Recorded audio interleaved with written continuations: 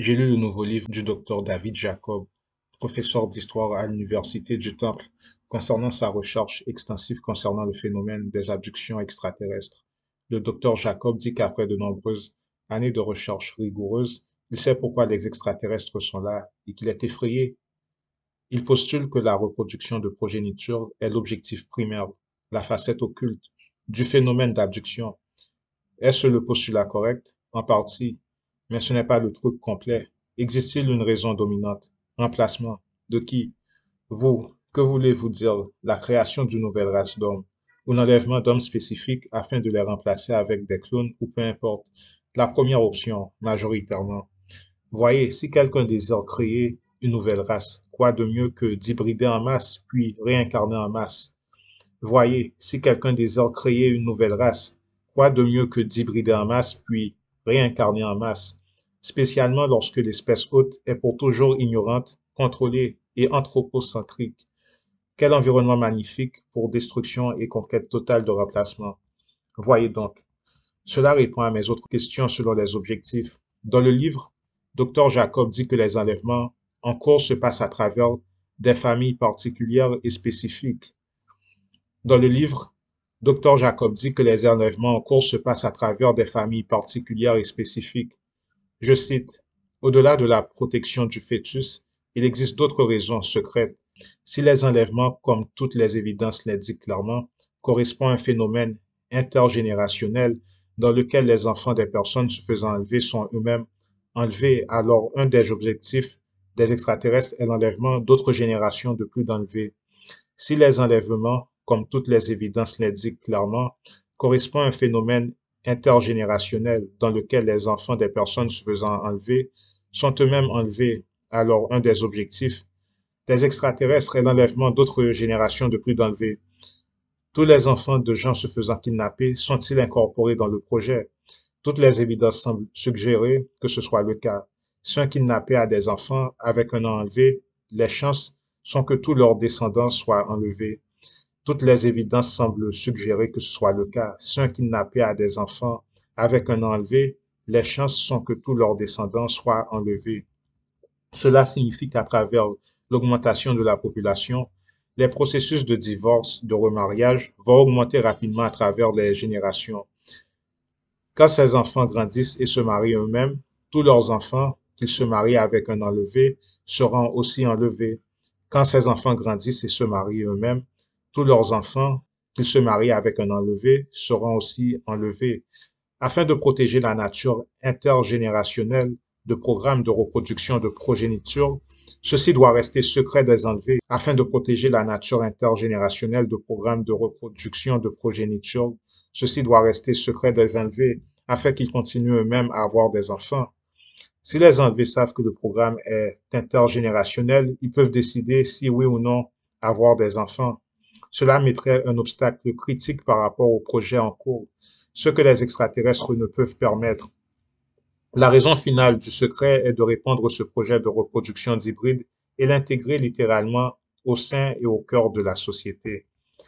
Les extraterrestres doivent s'assurer que les enlevés reproduisent avec des noms enlevés et produisent des enfants.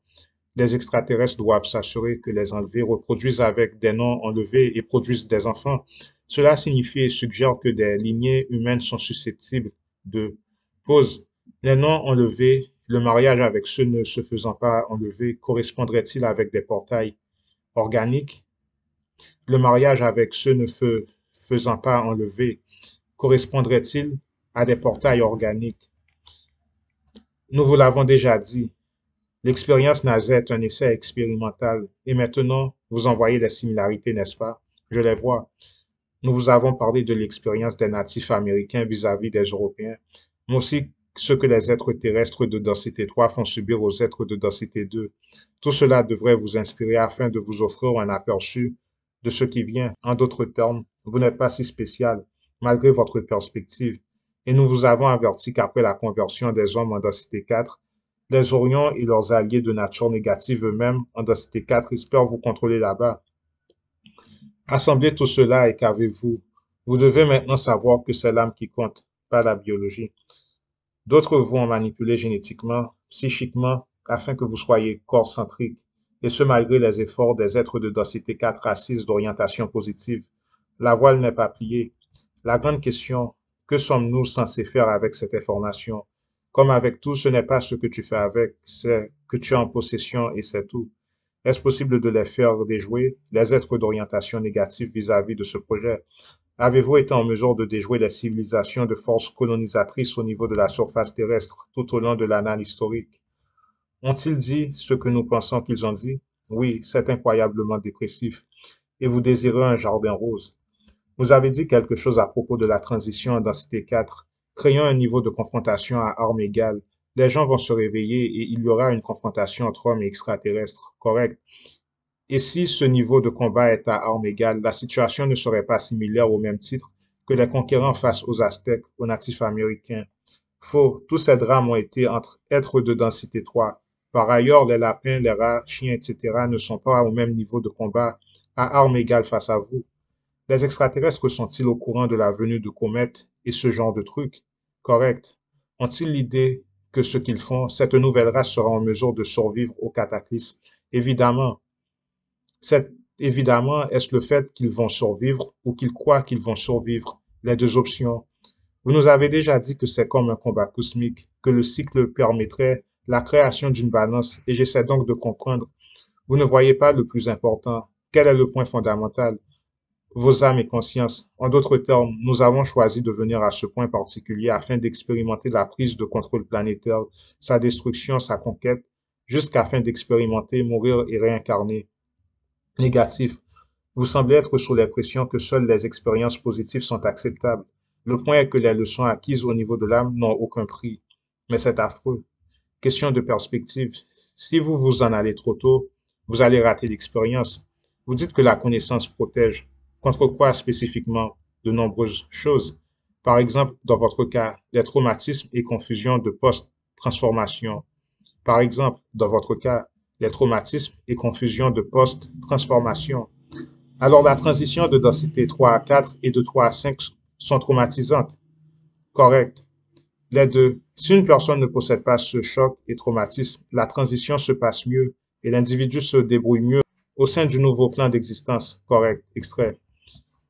Puisque vous avancez en densité 4, vous devez faire un choix net entre la progression au service pour autrui et celui au service pour soi, ou sinon demeurer au niveau du service pour soi. C'est cette décision qui prendra tant de temps d'ajustement. C'est à cela que fait référence la période des 1000 ans. C'est la période temporelle selon les termes T de votre calendrier qui détermine si vous progressez de service pour soi à service pour autrui ou si vous stagnez de service pour soi au service pour soi. Et les êtres décrits comme les lézards ont décidé fermement de s'enfermer dans la voie du service pour soi. Et puisqu'ils sont aux plus grandes densités où il est possible d'agir ainsi, c'est pourquoi ils doivent continuellement absorber de la grande quantité d'énergie négative de ceux en densité 3, 2 et 1, puisque c'est ce qu'ils font. C'est ce qui explique que leur race est mourante, car ils n'ont pas pu apprendre à s'extirper de cette forme d'expression particulière afin d'intégrer celle du service pour autrui. Et puisque, comme vous pouvez le mesurer, ils ont une longue période de temps à ce niveau, et ils sont en fait fermement enracinés dans cette forme d'expression, se sont accrus dans celle-ci. C'est pourquoi leur race est mourante et désespérément en processus de prendre le plus d'énergie qu'ils le peuvent à votre dépens afin de recréer, réinventer leur race d'un point de vue métabolique. Si une personne fait la transition directement de la densité 3 à 4 sans recyclage par la 5, celle-ci peut laisser la densité 3 sans mourir. Est-ce correct? Positif. Quelle est la sensation? Cette expérience. Alice, via la traversée de l'autre côté du miroir. Cette connaissance est censée nous protéger du traumatisme et de la confusion. Mais tout aussi est une forme de leçon, donc le traumatisme est une leçon. Vous avez raison, mais si vous avez une connaissance suffisante, vous y êtes préparé et vous expérimentez la transition de façon différente. Cela réduit donc la sévérité de cette transition, correct, car beaucoup plus douce. Dois-je en parler aux autres? Vous pouvez la communiquer, mais nous vous suggérons que cela soit fait subtilement.